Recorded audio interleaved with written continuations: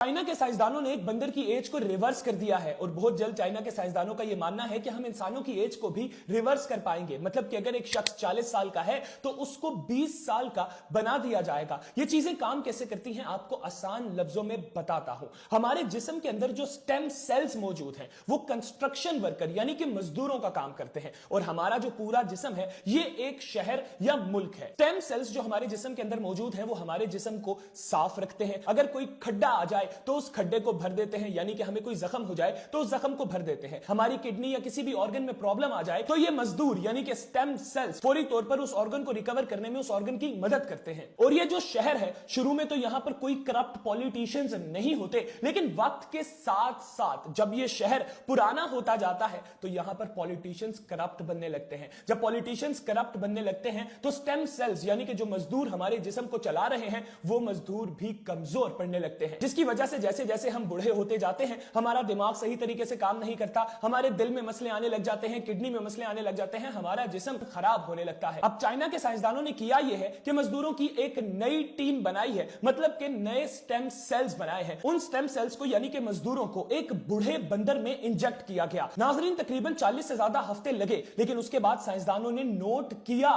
कि मजदूरों ने बंदर के अंदर जाकर अपना काम शुरू कर दिया है। बंदर जो बूढ़ा हो चुका था वो जवान होने लगा है। नाजरीन बंदर के जो brain cells stem cells damage हो चुके थे वो रिकवर होने लगे। किडनीज में जो प्रॉब्लम थी वो भी ठीक होने लगी। बंदर दोबारा से जवान होने लगा। उसकी हड्डियों में जो मसले थे वो भी बेहतर हो गए। और याद रहे चाइना के साइंसदानों की जानिब से यह तजुर्बा बंदर पर किया गया। बंदर और इंसान का जिस्म बहुत मिलता जुलता है। अगर यह तजुर्बा बंदर पर कामयाब हो गया है तो वो वक्त दूर नहीं है जब इंसानों की एज भी रिवर्स हुआ करेगी। जिंदगी और मौत तो अल्लाह के हाथ में है, लेकिन बुढ़ापे में जवानी तो आ सकती है। आप लोग इसके ऊपर क्या राय रखते हैं जरूर कमेंट सेक्शन में अपनी राय का इज़हार कीजिएगा। इसके साथ ही मुझे दीजिए इजाजत। अल्लाह हाफिज।